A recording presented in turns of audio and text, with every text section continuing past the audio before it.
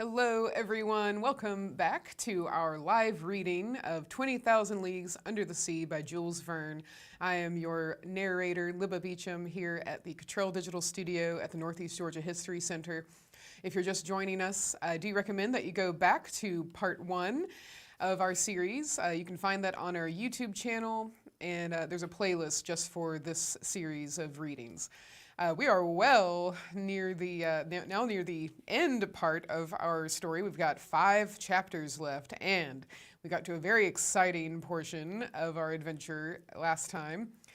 We came upon a great cuttlefish, a squid-like creature, a cephalopod.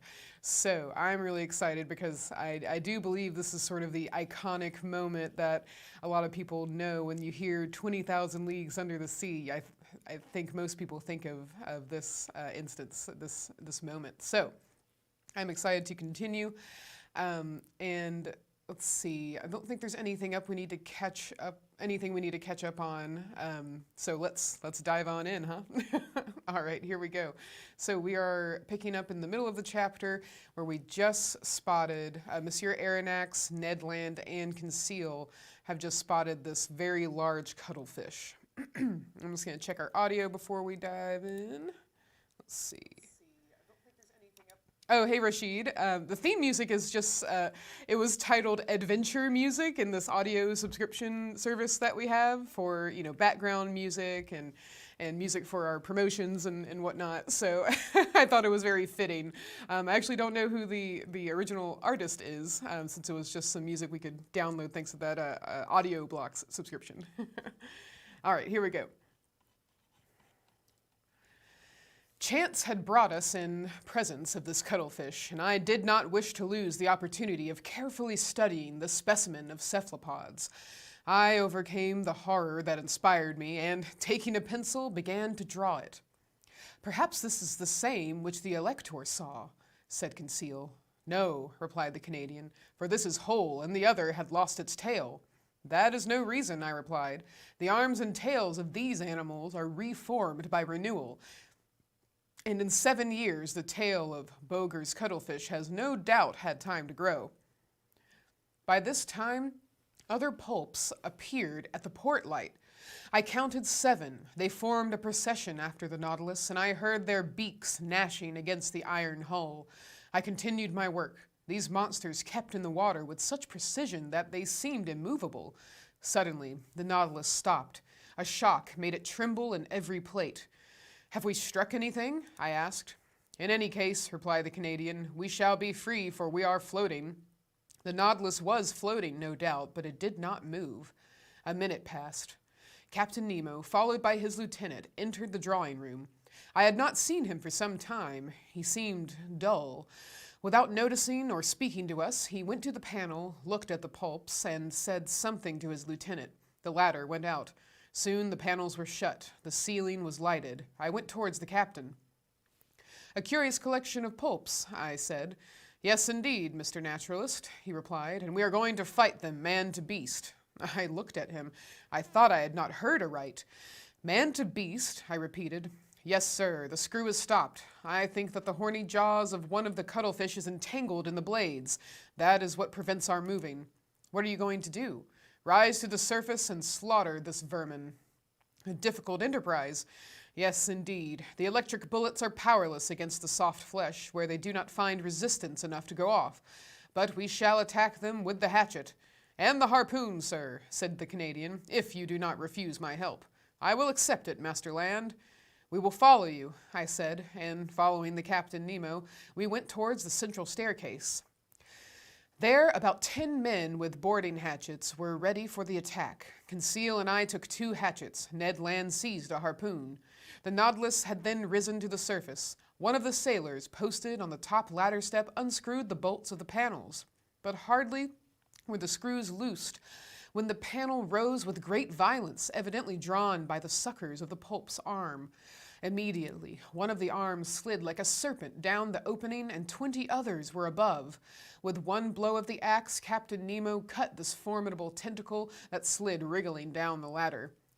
Just as we were pressing one on the other to reach the platform, two other arms, lashing the air, came down on the seaman placed before Captain Nemo and lifted him up with irresistible power. Captain Nemo uttered a cry and rushed out. We hurried after him. What a scene! The unhappy man, seized by the tentacle and fixed to the suckers, was balanced in the air at the caprice of this enormous trunk.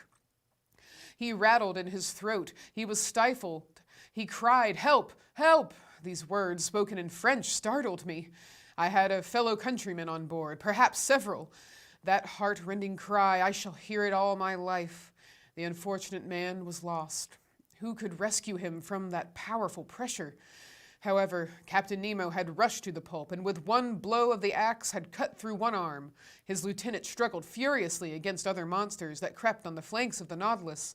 The crew fought with their axes. The Canadian, Conseil, and I buried our weapons in the fleshy masses. A strong smell of musk penetrated the atmosphere. It was horrible. For one instant, I thought the unhappy man entangled with the pulp would be torn from its powerful suction. 7 of the 8 arms had been cut off. One only wriggled in the air, brandishing the victim like a feather. But just as Captain Nemo and his lieutenant threw themselves on it, the animal ejected a stream of black liquid. We were blinded with it. When the cloud dispersed, the cuttlefish had disappeared, and my unfortunate countryman with it. 10 or 12 pulps now invaded the platform and sides of the Nautilus. We rolled pell-mell into the midst of this nest of serpents that wriggled on the platform in the waves of blood and ink. It seemed as though these slimy tentacles sprang up like the Hydra's heads. Ned Land's harpoon, at each stroke, was plunged into the staring eyes of the cuttlefish. But my bold companion was suddenly overturned by the tentacles of a monster he had not been able to avoid. Oh, how my heart beat with emotion and horror! The formidable beak of a cuttlefish was open over Ned Land. The unhappy man would be cut in two.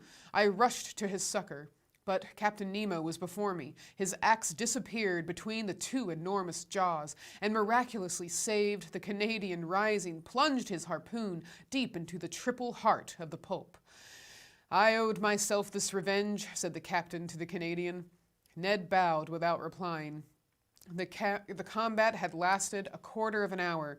The monsters, vanquished and mutilated, left us at last and disappeared under the waves. Captain Nemo, covered with blood, nearly exhausted, gazed upon the sea that had swallowed up one of his companions, and great tears gathered in his eyes. Chapter 14. The Gulf Stream. This terrible scene of the 20th of April none of us can ever forget. I have written it under the influence of violent emotion. Since then, I have revised the recital. I have read it to Conseil and to the Canadian. They found it exact as to the facts, but insufficient as to effect. To paint such pictures, one must have the pen of the most illustrious of our poets, the author of The Toilers of the Deep. I have said that Captain Nemo wept while watching the waves. His grief was great. It was the second companion he had lost since our arrival on board, and what a death! That friend, crushed, stifled, bruised by the dreadful arms of the pulp, pounded by his iron jaws, would not rest with his comrades in the peaceful coral cemetery. In the midst of this struggle, it was the despairing cry uttered by the unfortunate man that had torn my heart. The poor Frenchman, forgetting his conventional language, had taken to his own mother tongue to utter a last appeal. Amongst the crew of the Nautilus associated with the body and soul of the captain, recoiling like him from all contact with men, I had a fellow countryman. Did he alone represent France in this mysterious association, evidently composed of individuals of diverse nationalities? It was one of these insoluble problems that rose up unceasingly before my mind. Captain Nemo entered his room, and I saw him no more for some time. But that he was sad and irresolute I could see by the vessel of which he was the soul, and which received all his impressions. The Nautilus did not keep on its settled course. It floated about like a corpse at the will of the waves. It went at random. He could not tear himself away from the scene of the last struggle, from this sea that had devoured one of his men. 10 days passed thus. It was not till the 1st of May that the Nautilus resumed its northerly course after having sighted the Bahamas at the mouth of the Bahama Canal. We were then following the current from the largest river to the sea that has its banks, its fish, and its proper temperatures. I mean the Gulf Stream. It is really a river that flows freely to the middle of the Atlantic, and whose waters do not mix with the ocean waters. It is a salt river, salter than the surrounding sea. Its mean depth is 1,500 fathoms, its mean breadth 10 miles. In certain places, the current flows with a speed of 2 miles and a half an hour. The body of its waters is more considerable than that of all the rivers in the globe. It was on this ocean river that the Nautilus then sailed. I must add that, during the night, the phosphorescent waters of the Gulf Stream rivaled the electric power of our watchlight, especially in the stormy weather that threatened us so frequently. May 8th, we were still crossing Cape Hatteras at the height of the North Carolina.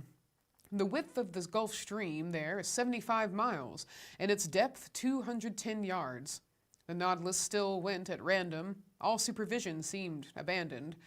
I thought that under these circumstances escape would be possible. Indeed, the inhabited shores offered anywhere an easy refuge. The sea was incessantly plowed by the steamers that ply between New York or Boston and the Gulf of Mexico, and overrun day and night by the little schooners coasting about the several parts of the American coast.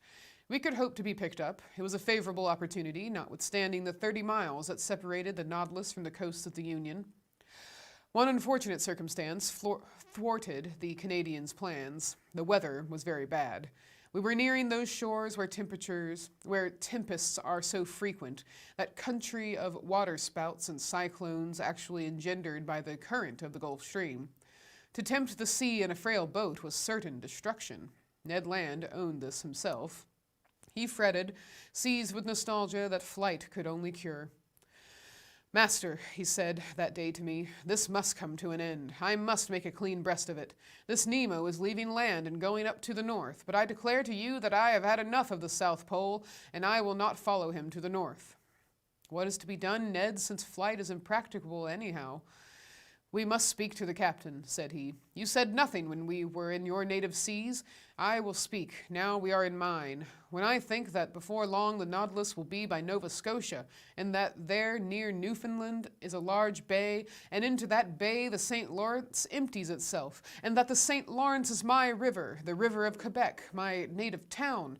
When I think of this I feel furious, it makes my hair stand on end. Sir, I would rather throw myself into the sea. I will not stay here. I am stifled."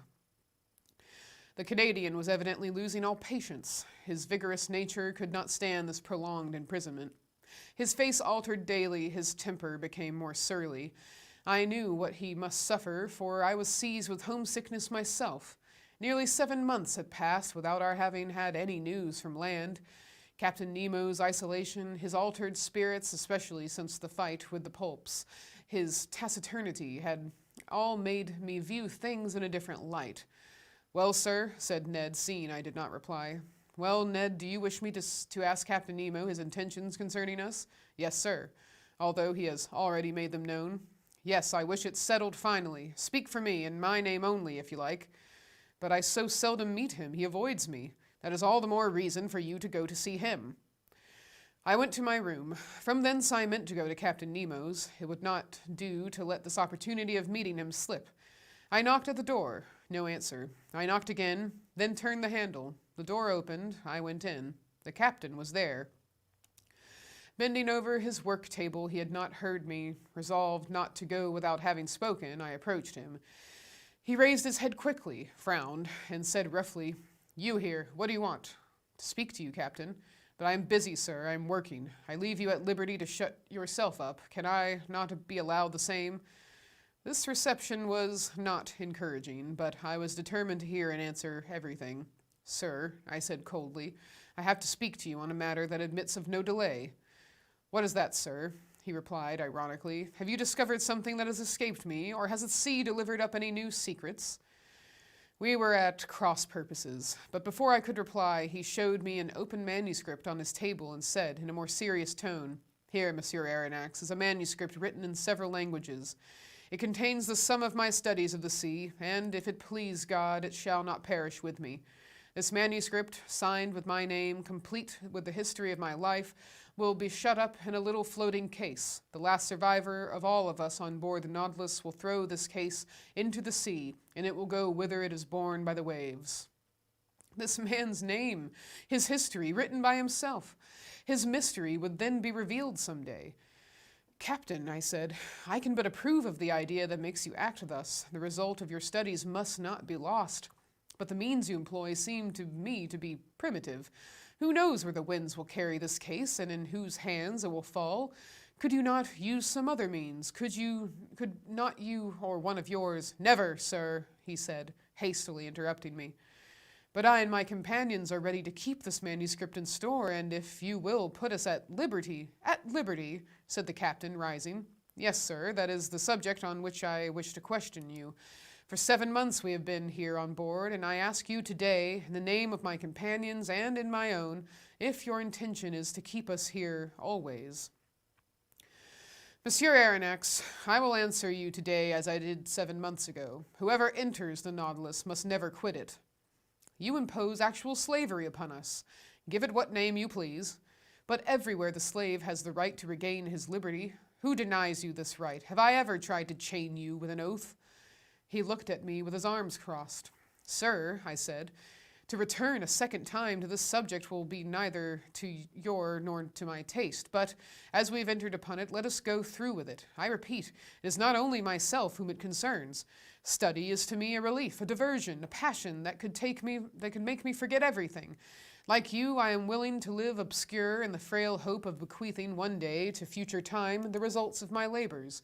But it is otherwise with Ned Land. Every man worthy of the name deserves some consideration. Have you thought that love of liberty, hatred of slavery, can give rise to schemes of revenge in a nature like the Canadian's, that he could think, attempt, and try? I was silenced. Captain Nemo rose. Whatever Ned Land thinks of, attempts, or tries, what does it matter to me? I did not seek him. It is not for my pleasure that I keep him on board. As for you, Monsieur Aronnax, you are one of those who can understand everything, even silence. I have nothing more to say to you. Let this first time you have come to treat of this subject be the last. For a second time I will not listen to you. I retired. Our situation was critical. I related my conversation to my two companions. We know now, said Ned, that we can expect nothing from this man. The Nautilus is nearing Long Island. We will escape, whatever the weather may be. But the sky became more and more threatening. Symptoms of a hurricane became manifest. The atmosphere was becoming white and misty. On the horizon, fine streaks of cirrhose clouds were succeeded by masses of cumuli. Other low clouds passed swiftly by. The swollen sea rose in huge billows. The birds disappeared with the exception of the petrels, those friends of the storm. The barometer fell sensibly and indicated an extreme extension of the vapors. The mixture of the storm glass was decomposed under the influence of the electricity that pervaded the atmosphere. The tempest burst on the 18th of May, just as the Nautilus was floating off Long Island, some miles from the port of New York. I can describe this strife of the elements, for instead of fleeing to the depths of the sea, Captain Nemo, by an unaccountable caprice, would brave it at the surface. The wind blew from the southwest at first. Captain Nemo, during the squalls, had taken his place on the platform. He had made himself fast to prevent being washed overboard by the monstrous waves. I had hoisted myself up and made myself fast also, dividing my admiration between the tempest and this extraordinary man who was coping with it. The raging sea was swept by huge cloud drifts, which were actually saturated with the waves. The Nautilus, sometimes lying on its side, sometimes standing up like a mass, rolled and pitched terribly.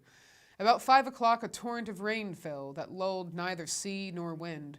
The hurricane blew nearly 40 leagues an hour. It is under these conditions that it overturns houses, breaks iron gates, displaces 24-pounders. However, the Nautilus, in the midst of the tempest, confirmed the words of a clever engineer. There is no well-constructed hull that cannot defy the sea. This was not a resisting rock. It was a steel spindle, obedient and movable, without rigging or masts, that braved its fury with impunity. However, I watched these raging waves attentively. They measured 15 feet in height and 150 to 175 yards long, and their speed of propagation was 30 feet per second. Their bulk and power increased with the depth of the water. Such waves as these at the Hebrides have displaced a mass weighing 8,400 pounds. They are they which, in the tempest of December 23rd, 1864, after destroying the town of Yedo in Japan, broke the same day on the shores of America. The intensity of the tempest increased with the night. The barometer, as in 1860 at Reunion during a cyclone, fell 7/10 at the close of day. I saw a large vessel pass the horizon, struggling painfully. She was trying to lie to under half steam to keep up above the waves. It was probably one of the steamers of the line from New York to Liverpool or Havre. It soon disappeared in the gloom. At 10 o'clock in the evening, the sky was on fire. The atmosphere was streaked with vivid lightning. I could not bear the brightness of it, while the captain, looking at it, seemed to envy the spirit of the tempest. A terrible noise filled the air, a complex noise, made up of the howls of the crushed waves, the roaring of the wind, and the claps of thunder.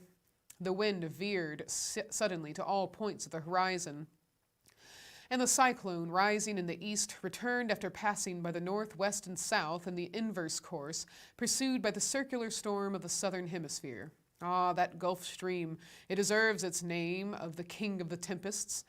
It is that which causes those formidable cyclones by the difference of temperature between its air and its currents. A shower of fire had succeeded the rain. The drops of water were changed to sharp spikes. One would have thought that Captain Nemo was courting a death worthy of himself, a death by lightning. As the Nautilus, pitching dreadfully, raised its steel spur in the air, it seemed to act as a conductor, and I saw long sparks burst from it. Crushed and without strength, I crawled to the panel, opened it, and descended to the saloon. The storm was then at its height. It was impossible to stand upright in the interior of the Nautilus. Captain Nemo came down about 12. I heard the reservoirs filling by degrees, and the Nautilus sank slowly beneath the waves. Through the open windows in the saloon, I saw large fish, terrified, passing like phantoms in the water. Some were struck before my eyes. The Nautilus was still descending. I thought that at about 8 fathoms deep we should find a calm, but no. The upper beds were too violently agitated for that. We had to seek repose at more than 25 fathoms in the bowels of the deep. But there, what quiet, what silence, what peace! Who could have told that such a hurricane had been let loose on the surface of that ocean? All right, on to chapter 20.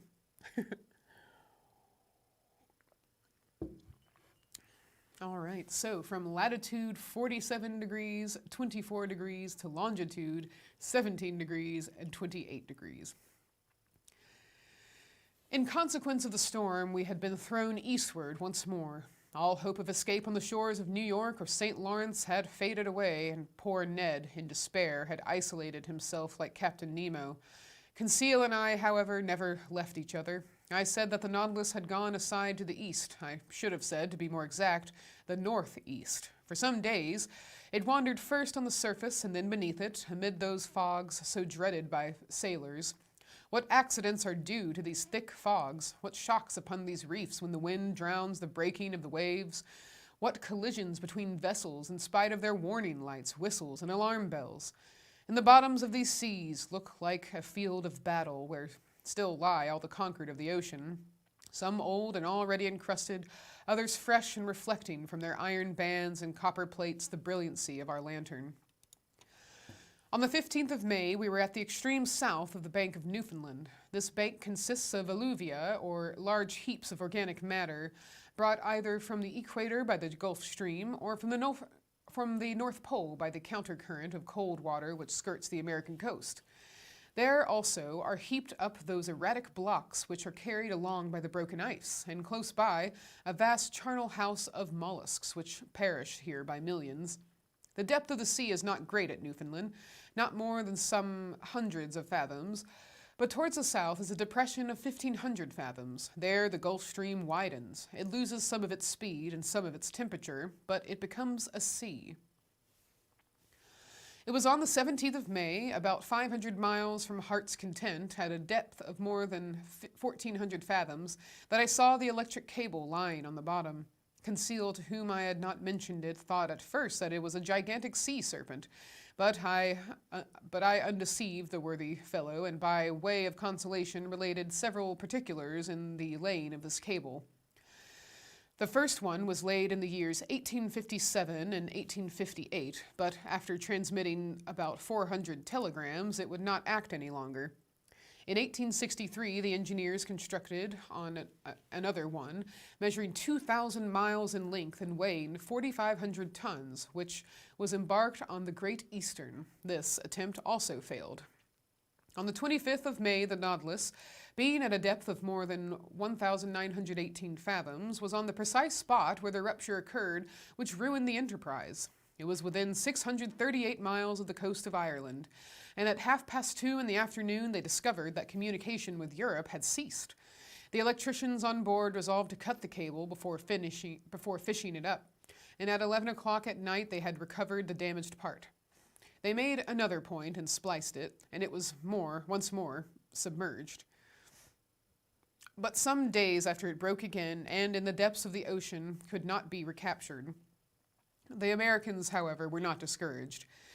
Cyrus Field, the bold promoter of the enterprise, as he had sunk all his own fortune, set a subscription on foot, which was at once answered, and another cable was constructed on better principles. The bundles of conducting wires were each enveloped in gutta percha and protected by a wadding of hemp contained in a metallic covering. The Great Eastern sailed on the 13th of July, 1866. The operation worked well, but one incident occurred. Several times in unrolling the cable, they observed that nails had recently been forced into it, evidently with the motive of destroying it. Captain Anderson, the officers and engineers consulted each other, and had it posted up that, if the offender was surprised on board, he would be thrown without further trial into the sea. From that time, the criminal attempt was never repeated. On the 23rd of July, the Great Eastern was not more than 500 miles from Newfoundland. When they telegraphed from Ireland the news of the armistice concluded between Prussia and Austria after Sadowa. On the 27th, in the midst of heavy fogs, they reached the port of Heart's Content. The enterprise was successfully terminated, and for its first dispatch, young America addressed old Europe in these words of wisdom so rarely understood: "Glory to God in the highest, and peace, and on earth peace, goodwill towards men." I did not expect to find the electric cable in its primitive state, such as it was on leaving the manufactory. The long serpent, covered with the remains of shells bristling with foraminiferae, was encrusted with a strong coating which served as protection against all boring mollusks. It lay quietly sheltered from the motions of the sea and under a favorable pressure for the transmission of the electric spark which passes from Europe to America in 0.32 of a second. Doubtless this cable will last for a great length of time, for they find that gutta percha covering is improved by the seawater. Besides, on this level, so well chosen, the cable is never so deeply submerged as to cause it to break. The Nautilus followed it to its lowest depth, which was more than 2,212 fathoms, and there it lay without any anchorage, and then we reached the spot where the accident had taken place in 1863. The bottom of the ocean then formed a valley about 100 miles broad, in which Mount Blanc might have been placed without its summit appearing above the waves. This valley is closed at the east by a perpendicular wall more than 2,000 yards high. We arrived there on the 28th of May, and the Nautilus was then not more than 120 miles from Ireland. Was Captain Nemo going to land on the British Isles? No. To my great surprise, he made for the south, once more coming back towards European seas. In rounding the Emerald Isle, for one instant I caught sight of Cape Clear, and the light which guides the thousands of vessels leaving Glasgow or Liverpool. An important question then arose in my mind. Did the Nautilus dare entangle itself in the Manche? Ned Land, who had reappeared since we had been nearing land, did not cease to question me. How could I answer? Captain Nemo remained invisible. After having shown the Canadian a glimpse of American shores, was he going to show me the coast of France? But the Nautilus was still going southward. On the 30th of May, it passed in sight of Land's End, between the extreme point of England and the Scilly Isles. In the Scilly, I guess that's the way you say it, Scilly Isles, which were left to starboard. If we wish to enter the Manche, he must go straight to the east. He did not do so. During the whole of the 31st of May, the Nautilus described a series of circles on the water, which greatly interested me. It seemed to be seeking a spot it had some trouble in finding. At noon, Captain Nemo himself came to work the ship's log. He spoke no word to me, but seemed gloomier than ever. What could have saddened him thus? Was it his proximity to European shores?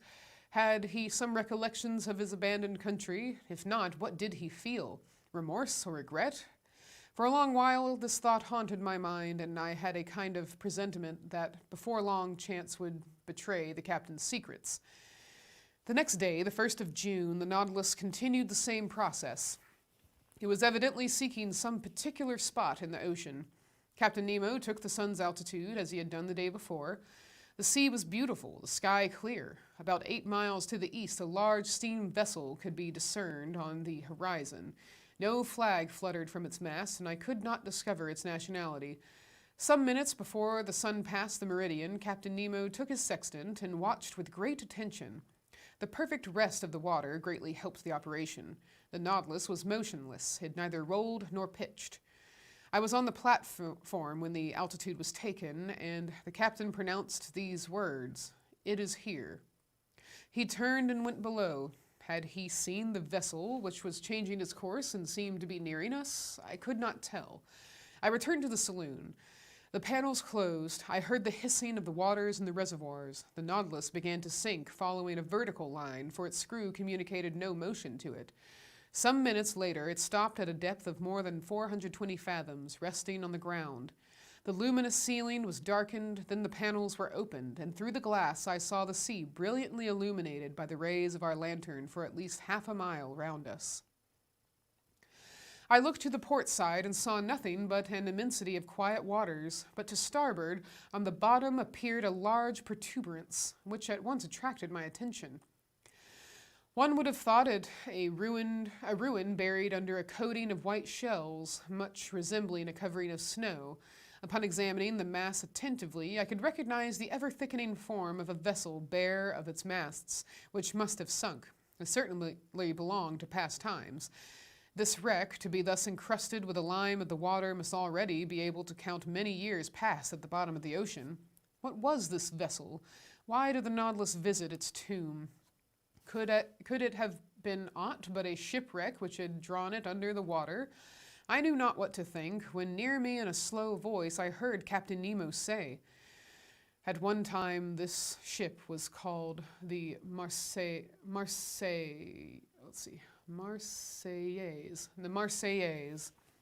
It carried 74 guns and was launched in 1762. In 1778, the 13th of August, commanded by La Poipe Vertrue, it fought boldly against the Preston.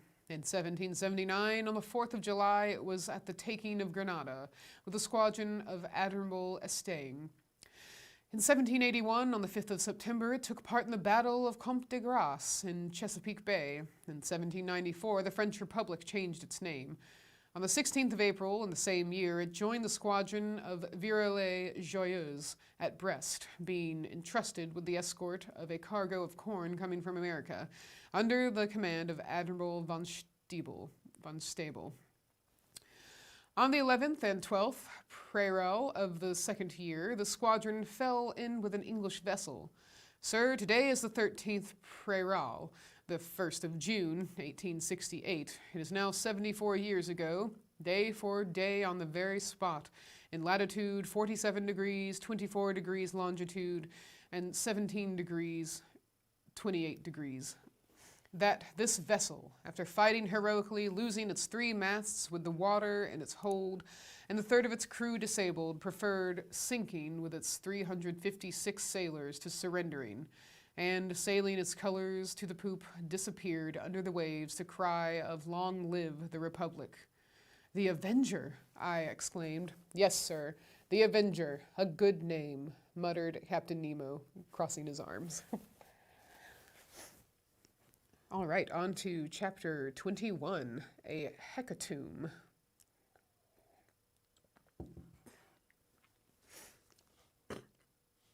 The way of describing this unlooked-for scene, the history of the Patriot ship, told at first so coldly, and the emotion with which this strange man pronounced the last words, the name of the Avenger, the significance of which could not escape me, all impressed itself deeply on my mind. My eyes did not leave the captain, who, with his hand stretched out to the sea, was watching with a glowing eye the glorious wreck. Perhaps I was never to know who he was, from whence he came, or where he was going to, but I saw the man move, and apart from the savant. It was no common misanthropy which had shut Captain Nemo and his companions within the Nautilus, but a hatred, either monstrous or sublime, which time could never weaken. Did this hatred still seek for vengeance? The future would soon teach me that. But the Nautilus was rising slowly to the surface of the sea, and the form of the Avenger disappeared by degrees from my sight. Soon a slight rolling told me that we were in the open air. At that moment a dull boom was heard. I looked at the captain. He did not move. "Captain," said I. He did not answer. I left him and mounted the platform. Conseil and the Canadian were already there. "Where did that sound come from?" I asked. "It was a gunshot," replied Ned Land. I looked in the direction of the vessel I had already seen. It was nearing the Nautilus, and we could see that it was putting on steam. It was within 6 miles of us. "What is that ship, Ned?" "By its rigging and the height of its lower masts," said the Canadian, "I bet she is a ship of war. May it reach us, and if necessary, sink this cursed Nautilus." "Friend Ned," replied Conseil, "what harm can it do to the Nautilus? Can it attack beneath the waves? Can it cannonade us at the bottom of the sea?" "Tell me, Ned," said I, "can you recognize what country she belongs to?" The Canadian knitted his eyebrows, dropped his eyelids, and screwed up the corners of his eyes, and for a few moments fixed a piercing look upon the vessel. "No, sir," he replied, "I cannot tell what nation she belongs to, for she shows no colors. But I can declare she is a man of war, for a long pennant flutters from her main mast." For a quarter of an hour we watched the ship, which was steaming towards us. I could not, however, believe that she could see the Nautilus from that distance, and still less that she could know what the submarine engine was. Soon the Canadian informed me that she was a large armored two-decker ram. A thick black smoke was pouring from her 2 funnels. Her closely furled sails were stopped to her yards. She hoisted no flag at her mizzen peak. The distance prevented us from distinguishing the colors of her pennant, which floated like a thin ribbon. She advanced rapidly. If Captain Nemo allowed her to approach, there was a chance of salvation for us. "Sir," said Ned Land, "if that vessel passes within a mile of us, I shall throw myself into the sea, and I should advise you to do the same." I did not reply to the Canadian's suggestion, but continued watching the ship. Whether English, French, American, or Russian, she would be sure to take us in if we could only reach her. Presently a white smoke burst from the forepart of the vessel. Some seconds after, the water, agitated by the fall of a heavy body, splashed the stern of the Nautilus, and shortly afterwards a loud explosion struck my ear. "What? They are firing at us!" "So please you, sir," said Ned, "they have recognized the Unicorn, and they are firing at us." "But," I exclaimed, "surely they can see that there are men in the case." "It is perhaps because of that," replied Ned Land, looking at me.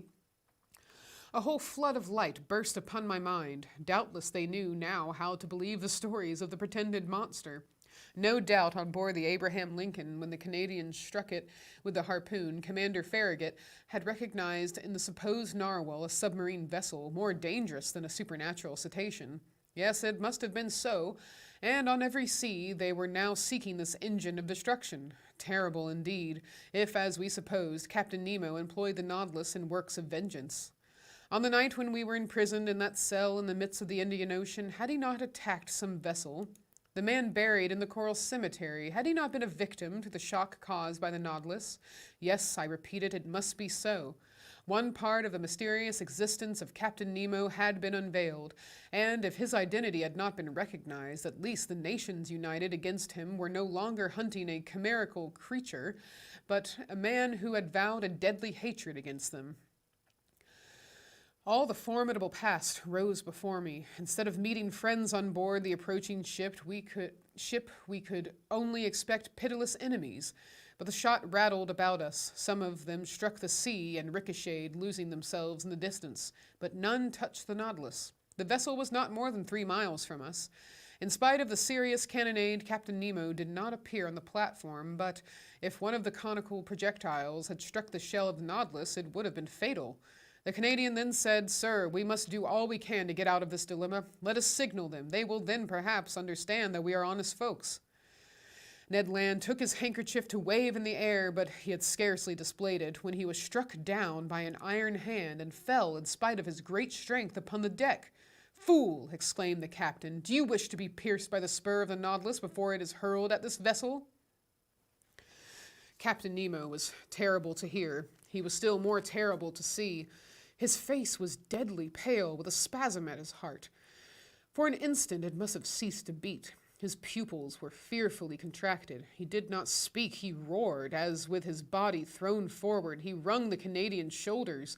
Then, leaving him and turning to the ship of war, whose shot was still raining around him, he exclaimed with a powerful voice, "Ah, ship of an accursed nation, you know who I am. I do not want your colors to know you by. Look, and I shall show you mine."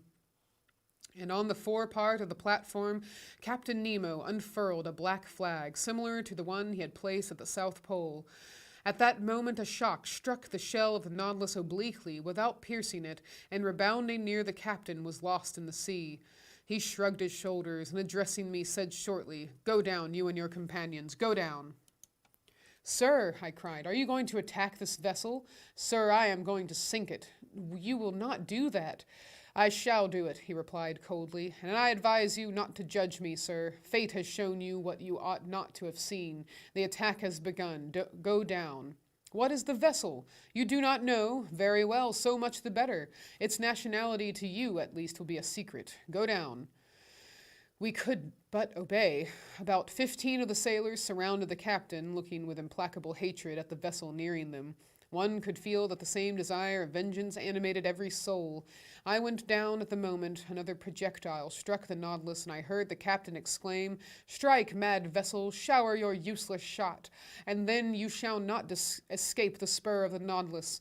But it is not here that you shall perish. I would not have your ruins mingled with those of the Avenger." I reached my room. The captain and his second had remained on the platform. The screw was set in motion, and the Nautilus, moving with speed, was soon beyond the reach of the ship's guns. But the pursuit continued, and Captain Nemo contented himself with keeping his distance. About 4 in the afternoon, being no longer able to contain my impatience, I went to the central staircase. The panel was open, and I ventured onto the platform. The captain was still walking up and down with an agitated step. He was looking at the ship, which was 5 or 6 miles to leeward. He was going round it like a wild beast and drawing it eastward. He allowed them to pursue, but he did not attack. Perhaps he still hesitated? I wished to mediate once more, but I had scarcely spoken when Captain Nemo imposed silence, saying, "I am the law, and I am the judge. I am the oppressed, and there is the oppressor. Through him I have lost all that I loved, cherished, and venerated. Country, wife, children, father, and mother. I saw all perish. All that I hate is there. Say no more." I cast a last look at the man-of-war, which was putting on steam, and rejoined Ned and Conseil. "We will fly," I exclaimed. "Good," said Ned. "What is the vessel?" "I do not know, but whatever it is, it will be sunk before night. In any case, it is better to perish with it than be made accomplices in a retaliation the justice of which we cannot judge." "That is my opinion, too," said Ned Land coolly. "Let us wait for night." Night arrived. Deep silence reigned on board. The compass showed that the Nautilus had not altered its course. It was on the surface, rolling slightly. My companions and I resolved to fly when the vessel should be near enough either to us or to see us, for the moon, which would be full in 2 or 3 days, shone brightly. Once on board the ship, if we could not prevent the blow which was threatened it, we could, at least we would, do all that circumstances would allow. Several times I thought the Nautilus was preparing for attack, but Captain Nemo contented himself with allowing his adversary to approach and then fled once more before it. Part of the night passed without any incident. We watched the opportunity for action. We spoke little, for we were too much moved. Ned Land would have thrown himself into the sea, but I forced him to wait. According to my idea, the Nautilus would attack the ship at her waterline, and then it would not be possible, but easy to fly. not only be possible, but easy to fly. At 3 in the morning, full of uneasiness, I mounted the platform. Captain Nemo had not left it. He was standing at the forepart near his flag, which a slight breeze displayed above his head. He did not take his eyes from the vessel. The intensity of his look seemed to attract and fascinate, and draw it onward more surely than if he had been towing it. The moon was then passing the meridian. Jupiter was rising in the east. Amid this peaceful scene of nature, sky and ocean rivaled each other in tranquility, the sea offering the orbs of night the finest mirror they could ever have in which to reflect their image. As I thought of the deep calm of these elements compared with all those passions brooding imperceptibly within the Nautilus, I shuddered. The vessel was within 2 miles of us. It was ever nearing that phosphorescent light which showed the presence of the Nautilus. I could see its green and red lights and its white lantern hanging from the large foremast. An indistinct vibration quivered through its rigging, showing that the furnaces were heated to the uttermost. Sheaves of sparks and red ashes flew from the funnels, shining in the atmosphere like stars. I remained thus until 6 in the morning, without Captain Nemo noticing me. The ship stood about 1.5 miles from us, and within the first dawn of day the firing began afresh. The moment could not be far off when, the Nautilus attacking its adversary, my companions and myself should forever leave this man. I was preparing to go down to remind them, when the second mounted the platform, accompanied by several sailors. Captain Nemo either did not or would not see them. Some steps were taken, which might be called the signal for action. They were very simple. The iron balustrade around the platform was lowered, and the lantern and pilot cages were pushed within the shell until they were flush with the deck. The long surface of the steel cigar no longer offered a single point to check its maneuvers. I returned to the saloon. The Nautilus still floated. Some streaks of light were filtering through the liquid beds. With the undulations of the waves, the windows were brightened by the red streaks of the rising sun, and this dreadful day of the 2nd of June had dawned. At 5 o'clock, the log showed that the speed of the Nautilus was slackening, and I knew that it was allowing them to draw nearer. Besides, the reports were heard more distinctly, and the projectiles laboring through the ambient water were extinguished with a strange hissing noise. "My friends," said I, "the moment has come. One grasp of the hand, and may God protect us." Ned Land was resolute, Conseil calm, myself so nervous that I knew not how to contain myself. We all passed into the library, but the moment I pushed the door opening on to the central staircase, I heard the upper panel close sharply.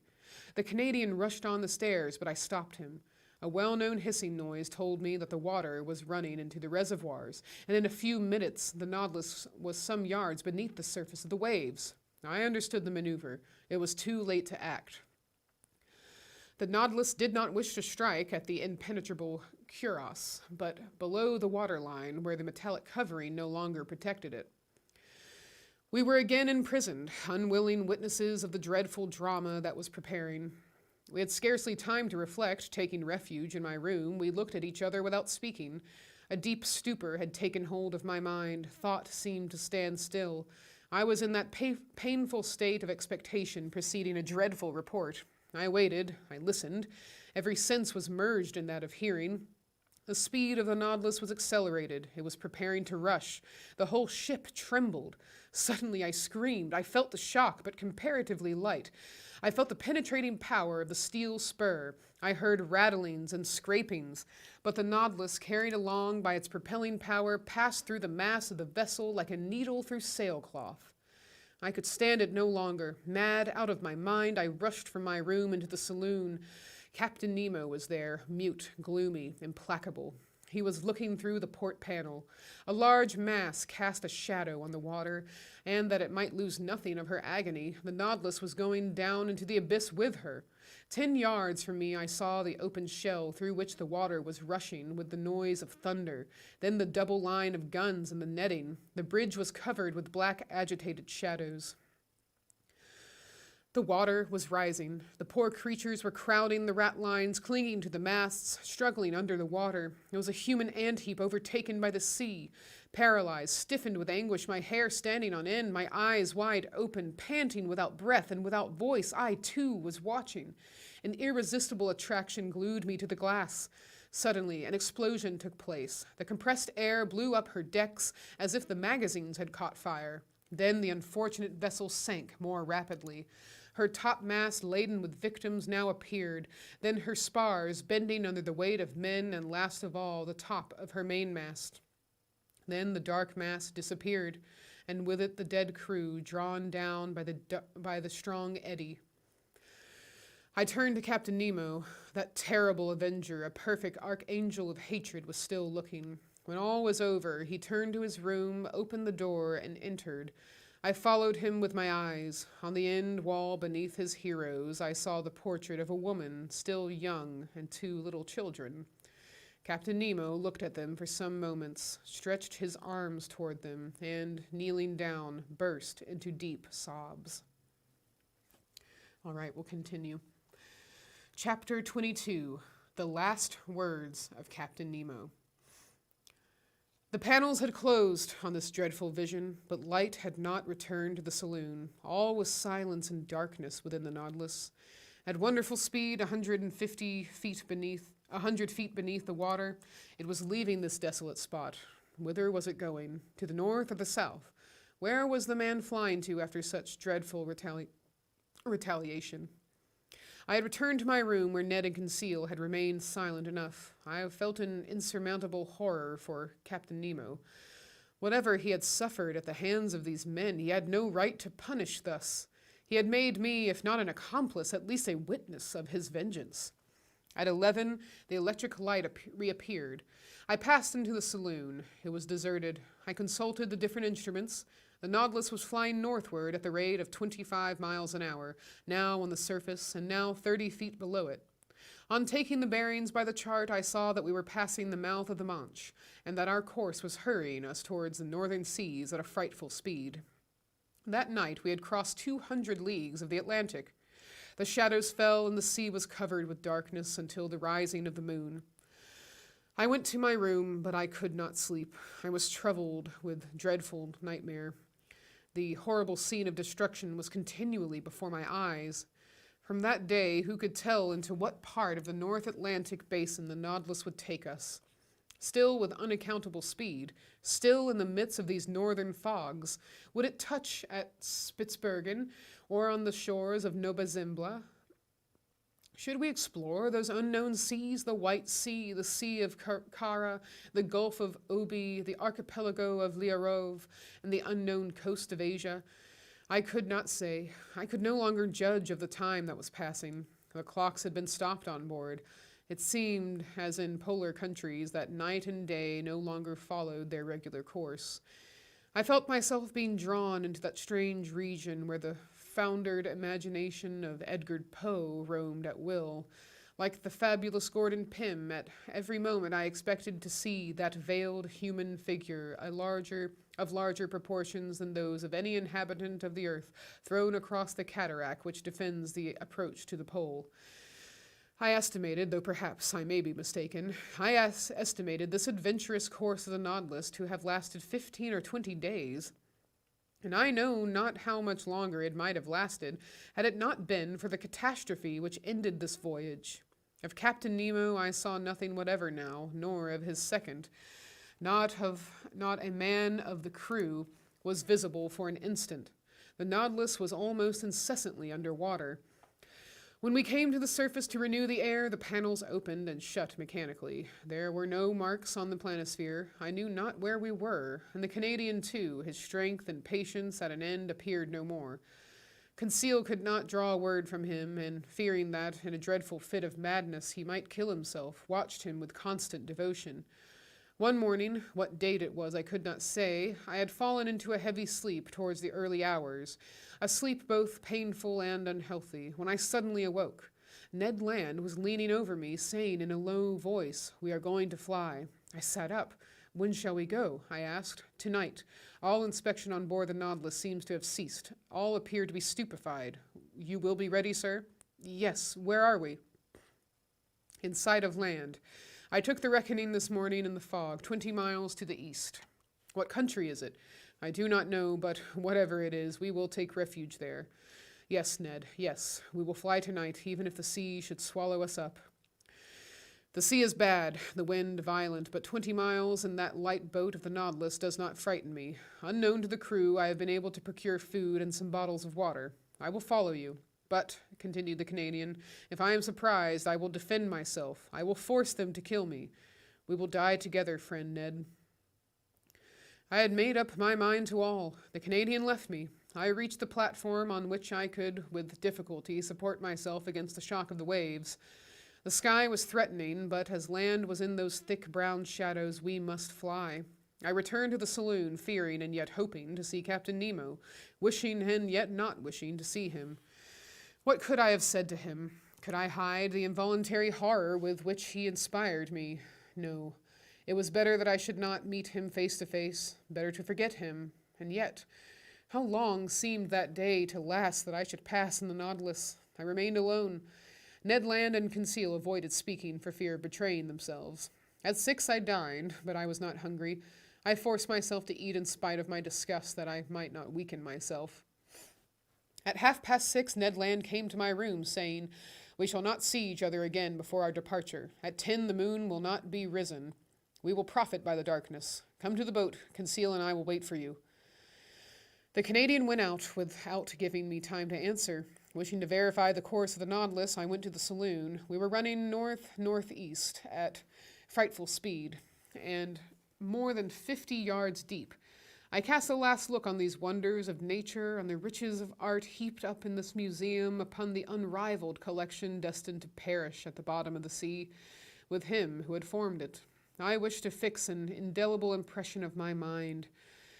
I remained an hour thus, bathed in the light of that luminous ceiling and passing in review those treasures shining under their glasses. Then I returned to my room.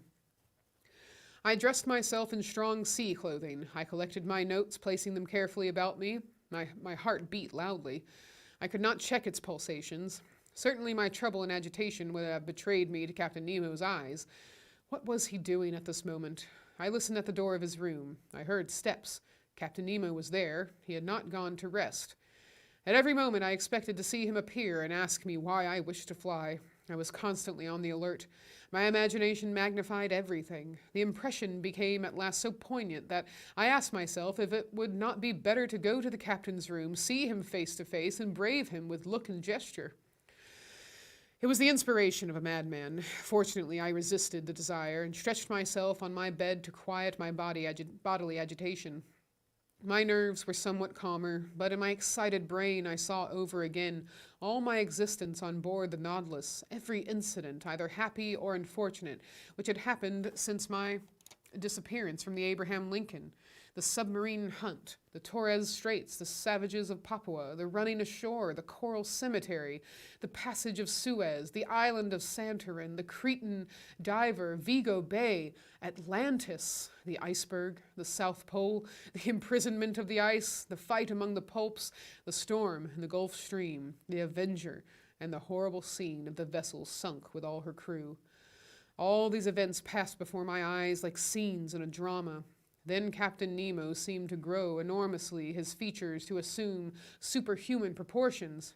He was no longer my equal, but a man of the waters, the genie of the sea. It was then 9:30. I held my hand between my hands to keep it from bursting. I closed my eyes. I would not think any longer. There was another half hour to wait, another half hour of nightmare which might drive me mad. At that moment I heard the distant strains of the organ, a sad harmony to an undefinable chant, the wail of a soul longing to break these earthly bonds. I listened with every sense, scarcely breathing, plunged like Captain Nemo in that musical ecstasy which was drawing him in spirit to the end of life. Then a sudden thought terrified me. Captain Nemo had left his room. He was in the saloon, which I must cross to fly. There I should meet him for the last time. He would see me, perhaps speak to me. A gesture of his might destroy me. A single word chain me on board. But 10 was about to strike. The moment had come to me to leave my room and join my companions. I must not hesitate, even if Captain Nemo himself should rise before me. I opened the door carefully, and even then, as it turned on its hinges, it seemed to me to make a dreadful noise. Perhaps it only existed in my imagination. I crept along the dark stairs of the Nautilus, stopping at each step to check the beating of my heart. I reached the door of the saloon and opened it gently. It was plunged in profound darkness. The strains of the organ sounded faintly. Captain Nemo was there. He did not see me. In the full light, I do not think he would have noticed me, so entirely was he absorbed in the ecstasy. All right, we will have to pause there for today. And oh, but we are so close. I think we might be able to finish the book by tomorrow. So, what an exciting part too. So we will be back to hopefully finish 20,000 Leagues Under the Sea tomorrow at 12 p.m. Eastern. Now today we have a really great live stream crafting demonstration. You can learn how to needle felt, which is an ancient form of weaving in a sense. It's been around for over 10,000 years, and Sophia can tell you a little bit about that today, but she's also going to be demonstrating how to make cute little penguin felt needle projects. So if you can always rewatch that if you want to grab supplies, but that'll be on our YouTube channel. But please join us today if you'd like at 2 p.m. Eastern. And tomorrow we'll have our reading, and then Friday is our members program with Shiara Richardson. She is a poet and spoken word artist, as well as an educator and activist. And she is going to be doing a presentation on Black poetry in America, and also leading a lesson on how to write your own poetry for beginners. So do join us for that on Friday if you are a digital member. And of course, you can always become a digital member on our website. I'll put the link in. And it's as low as $3 a month to become a member, or $35 for the year. And you can also gift memberships as well. If you know folks that would really enjoy these live streams and the content that we produce, please consider gifting a subscription. Now, as always, we do make these subscriptions only $3 a month so that they are affordable to everyone. However, I know that we understand that there's a lot of financial strain right now. So if you cannot pay for a digital membership, please email us at historycenter@brenau.edu. I'll put it in the chat. And so if you sincerely cannot afford that with those $3 a month, that would cause you some concern or financial strain, or that's avoiding you getting a digital membership, please let us know, and we will be happy to give you free access to that. All right, well, until tomorrow, please stay safe and happy, and I'm looking forward to seeing where our adventure goes as we might finish this book. All right, see you then.